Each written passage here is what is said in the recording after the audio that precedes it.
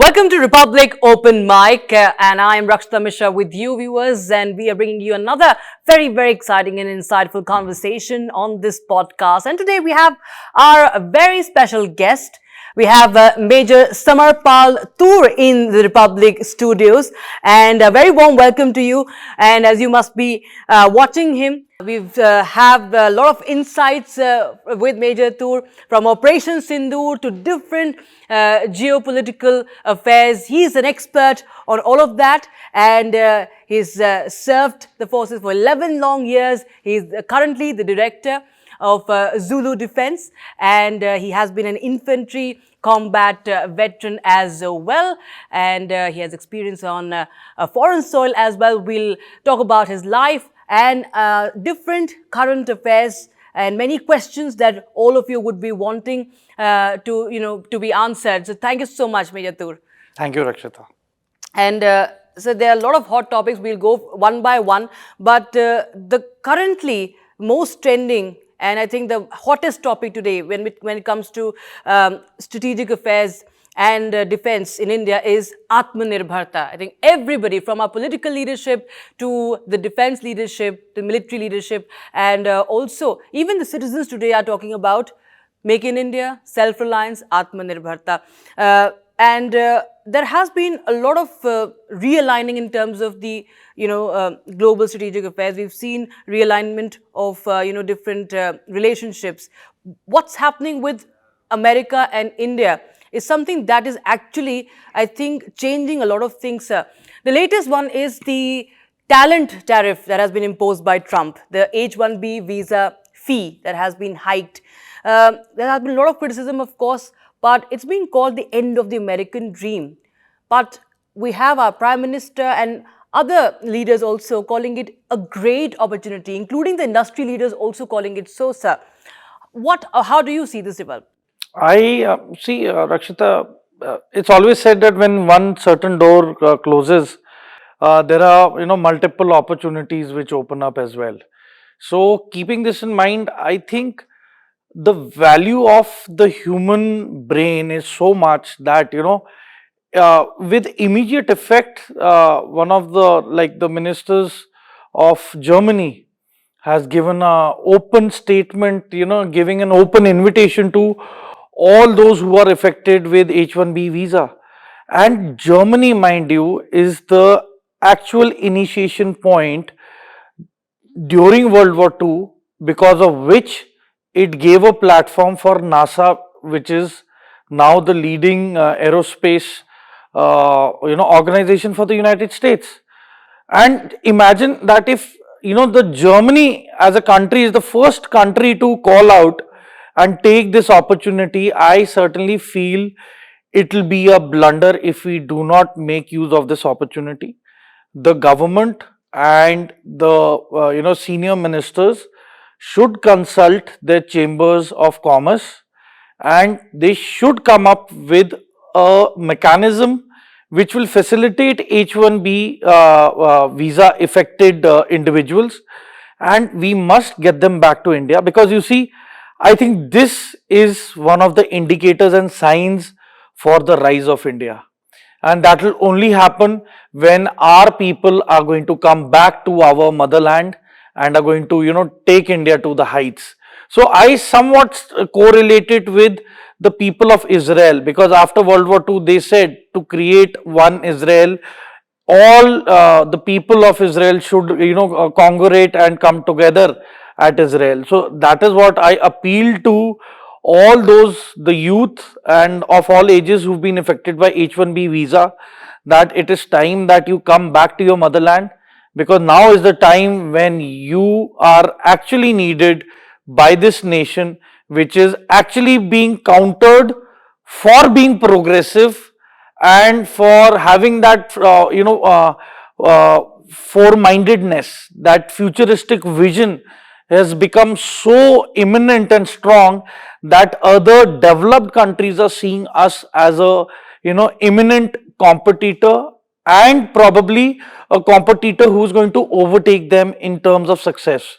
So I sincerely appeal to all those who've been affected by H1B visa, come back to India and we will do the needful what is required. I request the government that they are going to put in all efforts that they can, and we are going to move at a pace which is beyond anyone's imagination.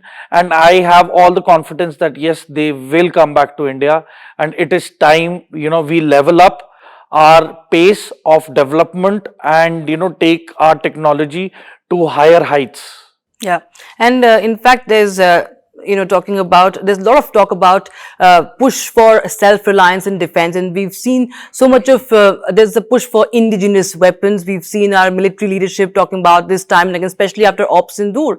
And even, you had a company which deals, which is into drones, and we see that a lot of indigenous, there's a push for it, and there is more of a requirement from jets to even engines. There is a talk about, developing our own engine, our AMCA, and even the loitering munitions to drones, the modern warfare. Everything should be as Indian as possible. You feel that with the talent also coming back, if the talent comes back to India, it can actually enrich us more when it comes to R&D as well? Definitely. I mean, if you look at companies like the American companies like Palantir or Anduril, they have a vast number of Indian origin engineers working for them, and same goes for SpaceX. So their lead designers and engineers who are involved in the designing, in the fabrication, in material science, so they are, majority of them are Indians. I mean, you see their medical health system, it is being run on the behest of the Indian origin doctors.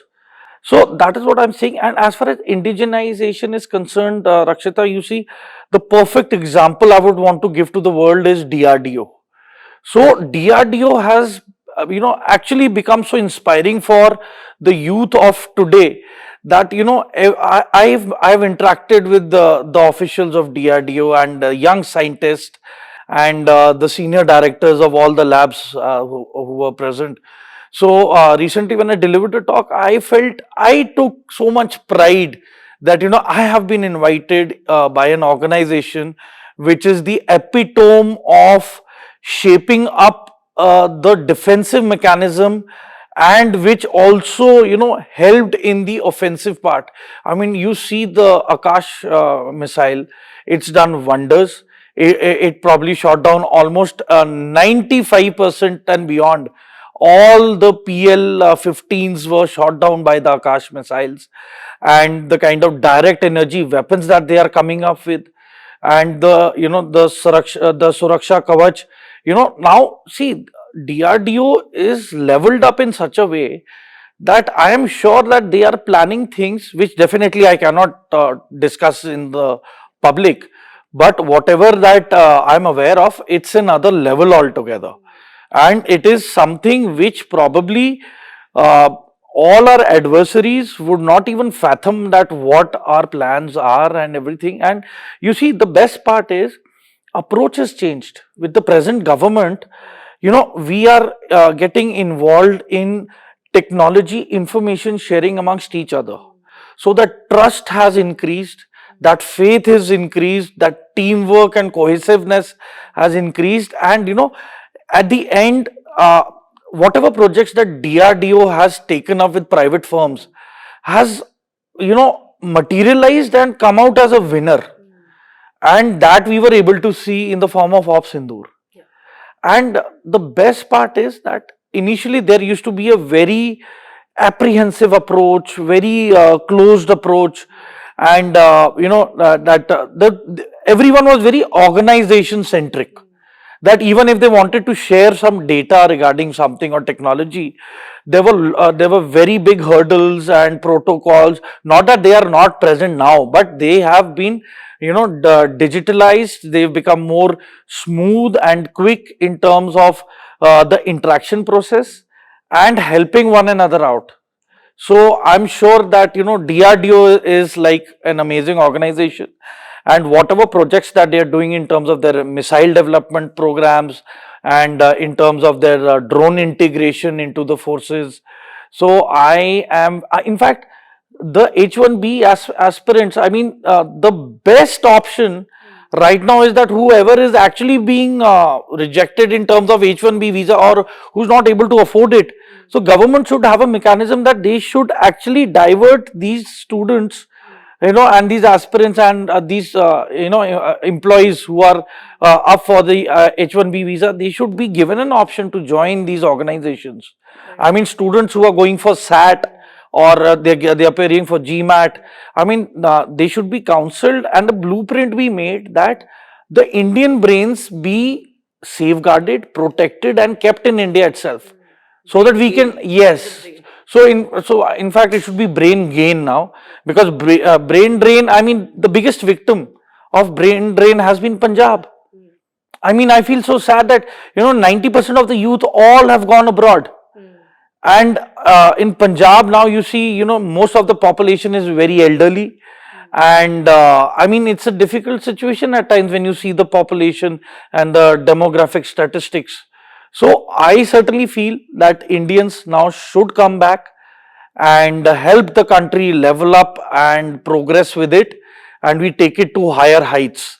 Be it urban warfare, be it industrialization, be it science, be it commerce, be it upgradation of civic amenities, and global prosperity comes into play, and then the peaceful use of nuclear technology and energy.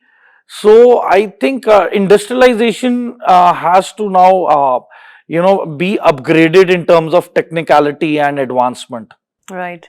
And since you talked about modern warfare, there was a lot of talk about, and in fact, I think every Indian today knows more about drones. I mean, we've heard about drones in the Israel-Gaza war, during Russia-Ukraine war as well. But when we talk about Indian, what happened in terms of the Operation Sindoor, the strikes that were conducted, that was, of course, a lot of things were discovered by even, I think, the forces, that what are our strengths. There must have been a post-analysis as well. The Defense Secretary just recently said that Operation Sindoor was a reality check for us. In your understanding, what are the gaps, or what are the gaps that need to be filled? What are the holes that need to be plugged? And what are the strengths that India have actually discovered with Operation Sindoor? Now, Rakshita, I wouldn't be very specific in terms of the gaps that we need to fill up, because we are already working on that. But as far as the drone technology is concerned, you see, we have drones which can be airborne 24/7, and at regular intervals they can be interchanged, and you still have eyes in the sky, and then they are night enabled, and the amount of distance that they can cover while they are within our airspace, that is an added advantage. And with the present developments that are taking place, we have the underwater armed drones now. So the submersible drones, which are waterborne, which can actually cover distances up to multiple kilometers, and carry a decent amount of payload, which can actually sink a enemy submarine or a fighter frigate. I mean, those days are gone when one had to release a torpedo, and then with the sonar you are able to actually detect the noise and the heading of the torpedo. I mean, things are totally different. We have drones which are airborne, and at a certain point of time they enter into the water and they convert into submersible drones, armed drones. So these are amphibious drones which can work on land, in the air, on land, and again in water as well. So this is the level of upgradations that we are doing. We are integrating them, and hats off to the Indian Armed Forces, all the tri-forces, that I was actively there during Op Sindoor, and I have been backing the statement of Raksha Mantri.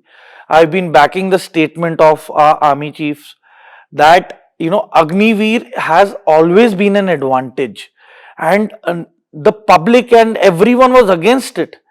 But during Op Sindoor, it was the youth, the young Agniveer of today, who is aware of the technology of today, how to operate and fly these drones into the enemy. And it came out as a very pleasant surprise that this has been our, lethal, precise and reliable, edged sword, the Agniveer. Agniveer played a very important role during. Yes, and in fact, even now as we speak, the amount of training that has been going on is like at a massive scale, and they grasp very soon. Their understanding of the technology is very good, because as kids, this generation has been acquainted with tabs and mobile phones and computers, and their basic is, C++ and Tally. This is the basic that they are already aware of. I mean, during my time, we had to actually study and learn it, and we had to take tuitions for all this, including the disk operating system and, utilizing the command prompts. Fox Pro was one of the softwares. So this generation is totally leveled up. And now they are into Linux, and they are into using different platforms. And, in fact, there is a very prominent anti-cyber, one of our cyber groups of the armed forces. I mean, they are one of the warriors who are always in the undercurrent, but nobody is aware of it. And they are called the White Lotus. And they are the ones, the White Lotus team, that they create havoc in the mainframes and computers of the enemy and the terminals, and they are so lethal that, trust me, enemies' navigation systems get jammed. So one of the critical upper hand that we had during Operation Sindoor was their preemptive strike on their computer systems and jamming systems, that which actually gave us a window to let our drones into the enemy territory as well.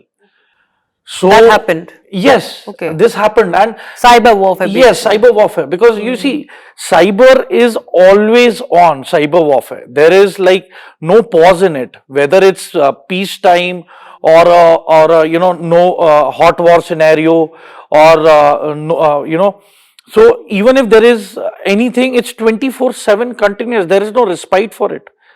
And these are officers and boys, are troops who are into this, that they are at a level almost equivalent to that of those going in for the H1B visas. I mean, their technical acumen, their knowledge, and the way they are into computer coding and into carrying out some cyber operations which are of critical importance related to satellite systems and all. I mean, it was an eye-opener for me, and this is again a very critical asset for our forces. And I would again be very thankful, and I take pride in saying that the TRI services and the Indian Army have actually gone beyond their normal proximity to get these things actually on. So I mean, we are in the right direction. It's just that we need to just pick up a little bit of pace, otherwise we are right on track. Absolutely. In fact, there have been, of course, many more announcements that were made, changes that have been brought in after Operation Sindoor. We see time and again there are different announcements that are made by the military leadership, and one such was during the Kargil Vijay Divas that was announced by the Army Chief, General Upen Dwivedi. That was the Rudra and the Bhairav brigade, because you have been an infantry combat veteran. So how do you see this formation, and how much of a boost this can be? If you could explain to our viewers. See, I wouldn't want to go into depth, because as I always say in all my platforms, I would never go into details which would probably help the adversary to get any idea about things. But all I can say is that the Bhairav battalion concept and the Rudra light commando battalions, this is an amalgamation of infantry troops, special forces troops, and other than the amalgamation of this infantry and special forces troops, we have troops of supporting arms as well. So that basically would include, the logistics part, and then that would include an element of artillery, an element of mechanized forces, and then armored forces. and artillery is there, and then we have the army aviation as well, an element of army aviation. Okay, and then we have an element of AAD, for air defense systems and everything to provide cover. So basically, the requirement for these is basically for shock and awe effect. So, and these battalions have been raised to actually not be reactive, but to be proactive. So, once we know that yes, a terror launch pad is being activated or damaged launch pads are again being repaired, so it is entirely up to the Bhairav Brigade to take a call and move in with its element, and they can move in with vehicles which top speeds up to 120 130 kilometers per hour, and these are all terrain vehicles, and they have amphibious vehicles as well. So they are well oriented in doing operations in amphibious locations, which are waterborne as well as land operations. So they are experts in this, and when they go in for the insurgent, these are the troops who are technically very sound, who are physically very fit, who are mentally very focused. They are fast learners. They know how to operate drones at the back of their fingertips. They are physically very quick, very agile. So they are lean, they are mean, and they are lethal. They are precise, they are reliable, and with all these qualities that they have, definitely, I mean, that stance of India has changed. We are not going to be dependent on the intelligence and then we prepare in a defensive mode. Okay. It is now that on active intelligence, and these boys who know in the Bhairav battalions and Rudra battalions, with the help of their all weather and day and night enabled drones, and these drones are armed drones. These are not those drones which can just go and do the surveillance and come back. These will carry ammunition, these will carry ordnance with them. If required, they will send these drones into the enemy, and basically they are the best element of surprise for, we are going to hit them hard, and ensure that attrition is so high that it is probably next to impossible for the enemy to regroup and reorganize. And even if they do that, then we have the Rudra light commando battalions who will thereafter move in after the Bhairav brigade. So, I mean, and as far as the numbers, statistics, I think it is wise that we keep that as confidential and it needn't be discussed. But as far as the weapon profiling is concerned, as I've said, they're going to have latest weapon systems, small arms. They're going to have very good observation equipment. They are going to get, real-time live feed into their, helmet cameras and their ground control systems. They are going to be actually monitoring the enemy, and they will be getting exact pinpoint coordinates while they are on the move towards the target. So they would know whatever is happening in terms of the thermal signatures of the enemy, and they can do the planning accordingly. So I don't think that they're going to leave any stone unturned when it comes to decimating the enemy. In fact, they say that everything's fair in love and war. So I'm sure that this is a very fair move, very intelligent, and a checkmate kind of concept which has come in, and it's a wonderful thing that the Indian Army is now moving in, and yes, they mean business, definitely. And what about what's happening across the border? If we come to the latest situation in Khyber Pakhtunkhwa, we'll talk about Balochistan and Gilgit-Baltistan also, but we really see that, Pakistan is unable to really control the situation. Now they've resorted to bombing, targeting the civilians. The latest being what they did, the Pakistani Air Force bombed the Khyber Pakhtunkhwa region and, killing women, killing children. Those are heart-wrenching visuals that have come in from there. And there's a lot of anger on the ground against the Pakistani army. You see, Rakshita, I want to begin with by, just looking into the camera and saying, shame on you, Asif Munir. Shame on Pakistan. Shame on all those who are keeping quiet on this tragedy that is unfolded.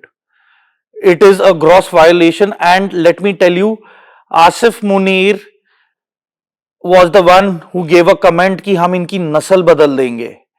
अगर इन्हें लगता है कि ये 5-6 हजार बंदे इकट्ठे होके जंग पे जाएंगे आजादी के लिए, तो हम इनको खत्म कर देंगे, इनकी नस्ल बदल देंगे.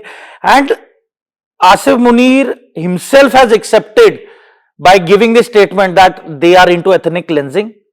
And I have been standing up for the Baluch people and for their movement again and again. And I'm very glad that UK, France and 2 other nations went against the resolution, and they did not let, Baluchistan Liberation Army and BLF be declared as a terrorist organization. I mean, they are not for it, because they know, because Baluchistan, there was a time in the early 2011-2012 year, the year of 2011-2012, that there were documentaries which had come out on YouTube, covered by Vice channel, which took the interview of truck drivers of flatbed trucks, who said that all the young children of Baluchistan were overnight taken in large crowds, put into these containers.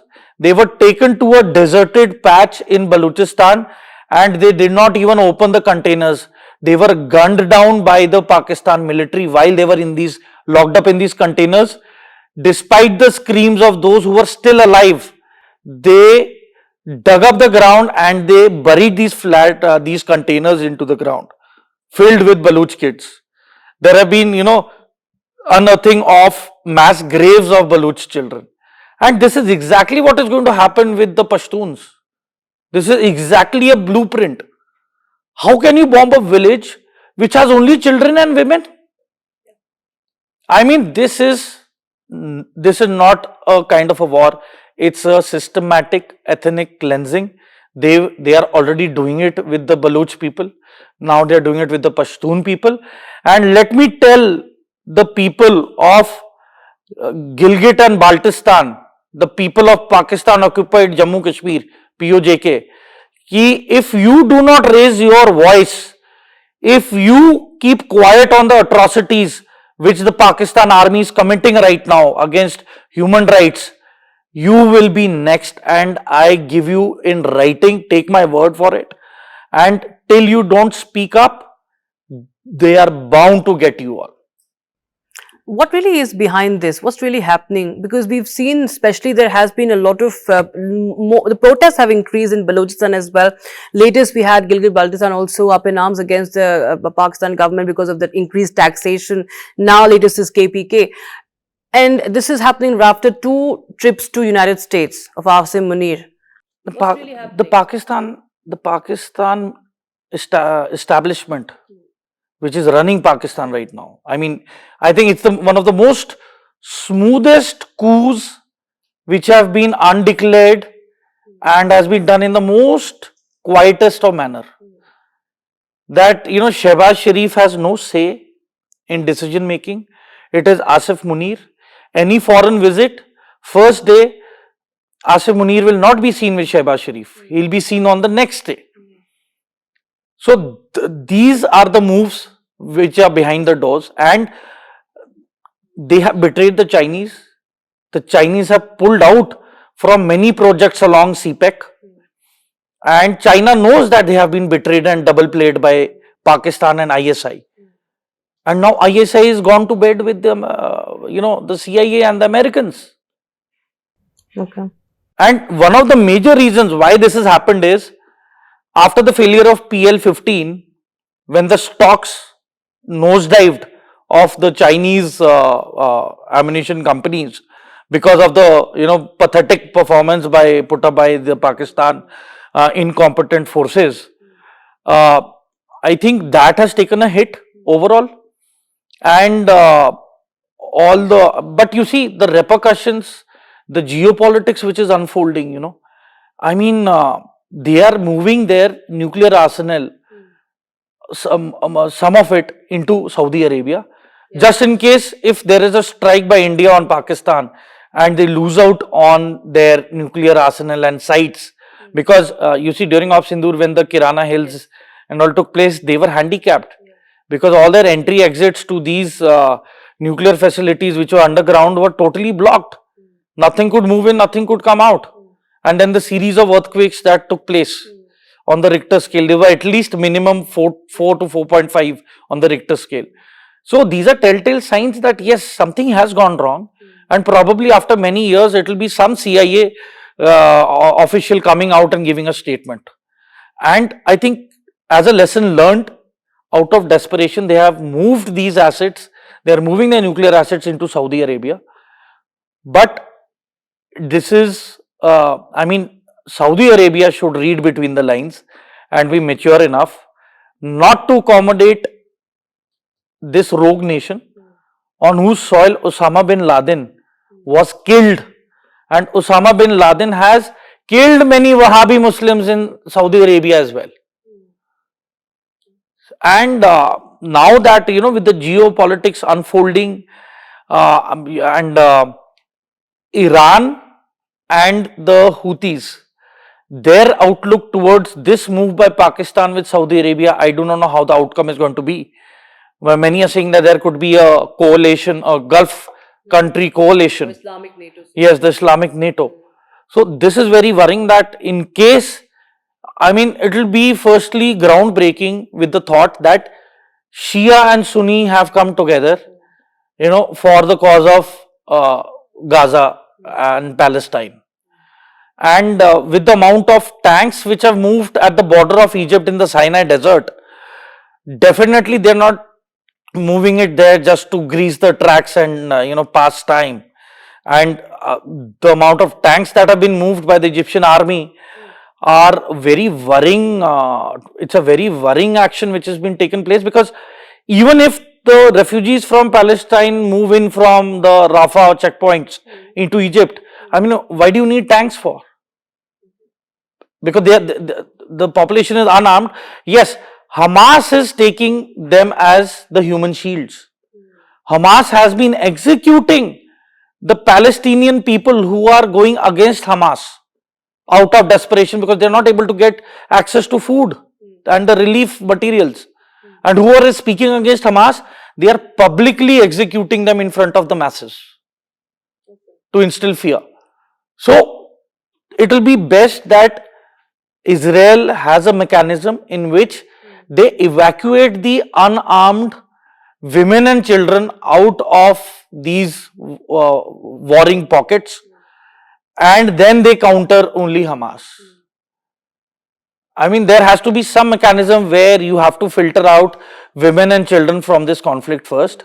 Secondly, second tier should be filtering out the men who are elderly and who are very young, who are not a threat. And third tier should be that they should actually home on to Hamas and filter out the innocent young people who have no participation against the Israeli forces. This is the way out. So, I mean, this is a need of the hour, because you see, it will be wrong on our part to see such enormous loss of life. I mean, definitely it is unfair, but I wouldn't say that I do not support Israel, because I do support Israel, because one of the major reasons why I say it is that when October 7th was being planned, not a single person gave any iota of information to the Israelis that such a big threat and attack was being planned. And if you have elected Hamas as the leader, that means that if your leaders are the perception and the face of the nation. So now the Palestinian people saying this is unfair, I mean, they should have not gotten Hamas in the first place. They shouldn't have elected them. And once the things have gone out of hand, I think it's wise for them to themselves move out of the way, and a UN mechanism should be put in place where these refugees have to be accommodated. They can be accommodated in the Sinai desert. They can have these refugee relief camps there.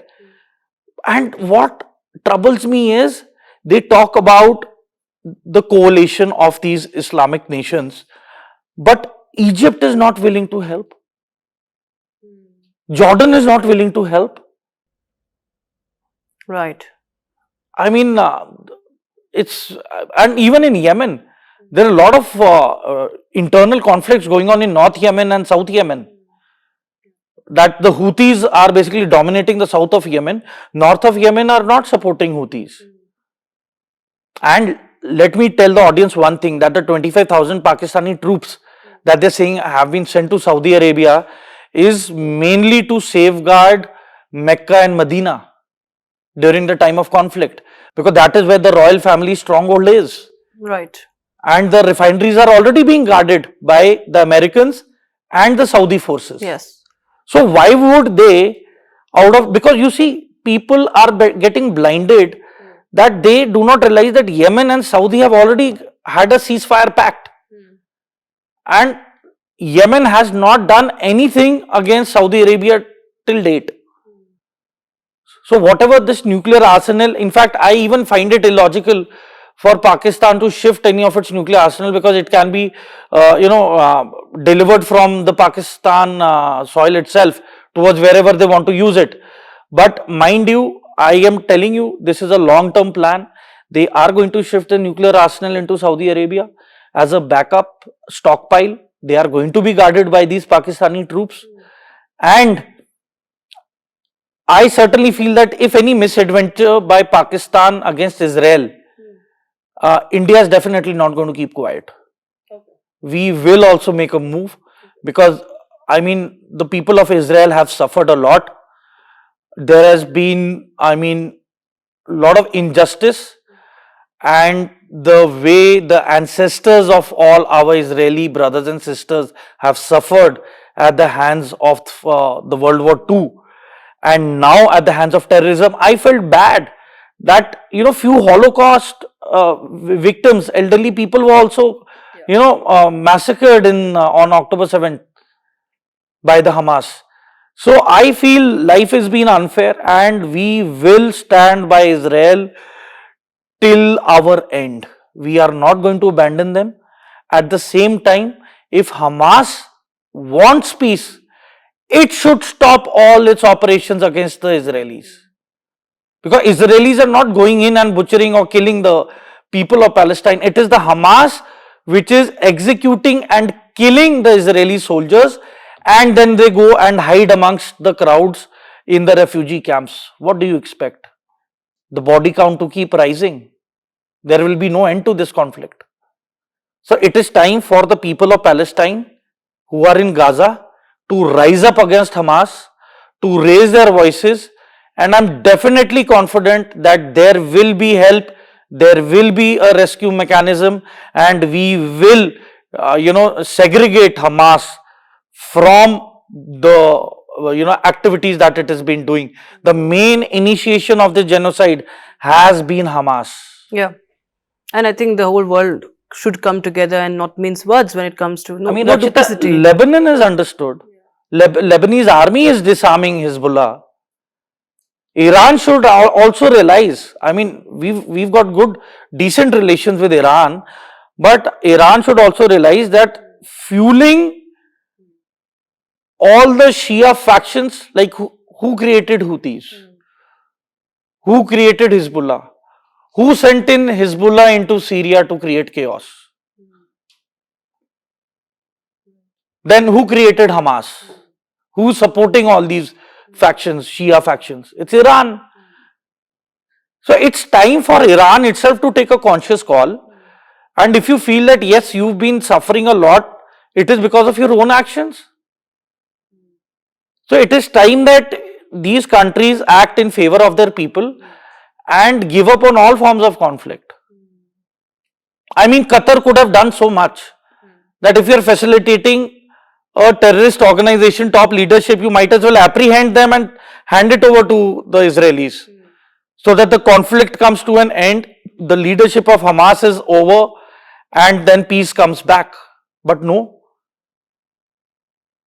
So they have been, putting a very false face in terms of being a negotiator or a facilitator and a negotiator.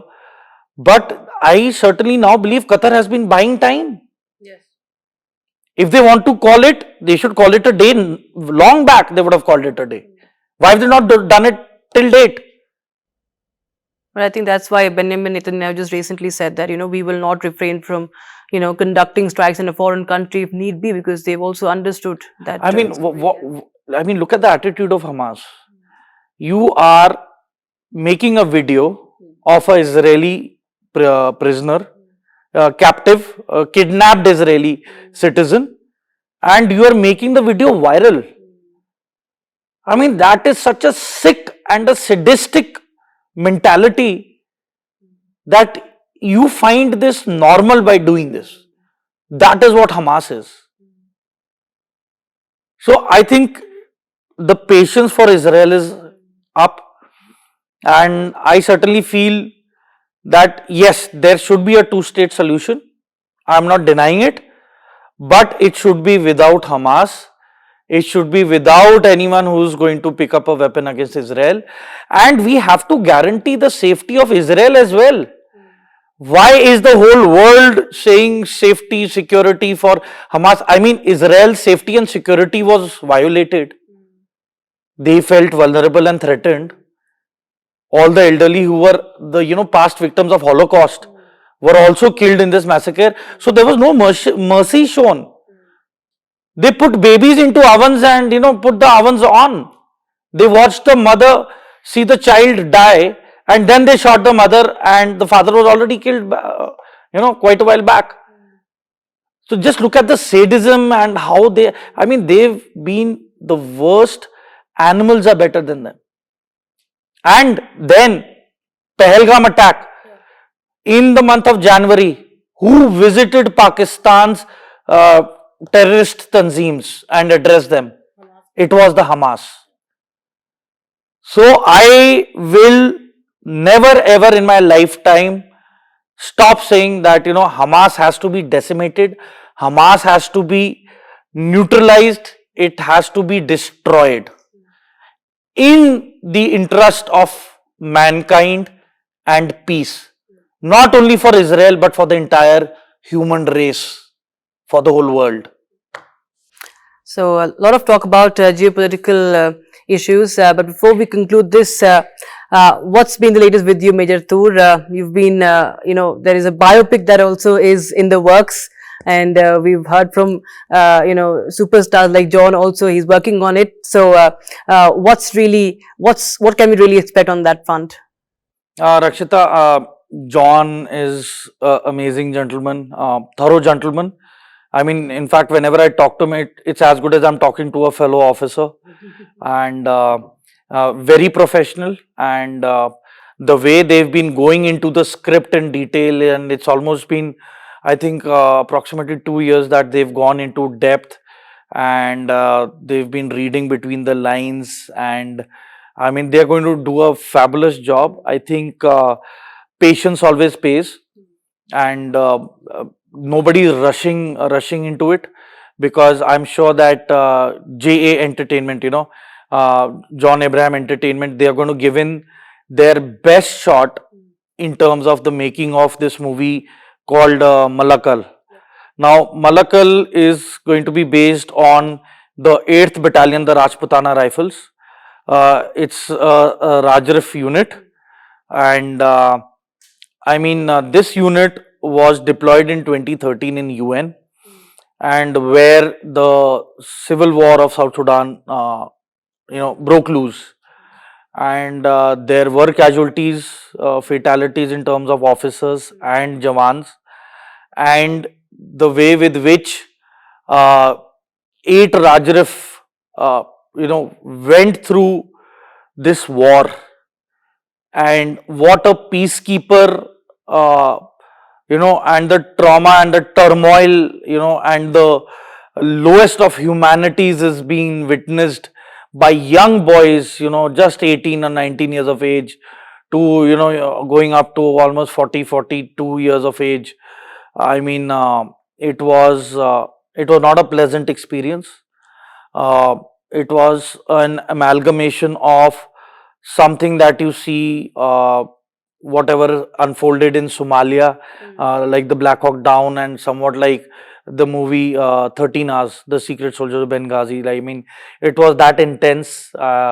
The attacks were very sudden, and the kind of weapon systems that were being used were lethal.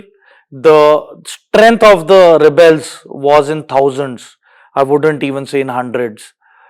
So, I mean, everyone had their roles to play, right from the engineers to, I mean, we were the, biggest contingent there in Malakal.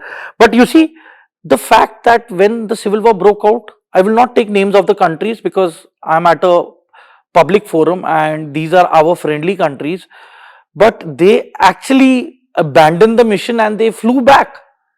They had their C-130s and C-117s come into Juba and they left the mission. And eventually, all the people, the helpless people, the refugees of all ages, elderly, men, women, there were, pregnant, ladies there, small children, with no clothes on, no facilities, everything getting burned down, and tanks on the streets, firing with the tanks on people who were literally running on foot. So, I mean, uh, the inequality in terms of the force which was against each other. I mean, these were helpless people, and eventually the Indian peacekeepers had to move in, and we suffered casualties, not only at one location, multiple locations. Many officers were on the edge. And, the biggest question was whether we'll be able to see the sunrise next morning. It was that bad. And when during day there was a lull in battle, then within the camp the tribals used to go into rioting and protesting, and we had fatalities within the camp. There were n number of stabbings that were going on.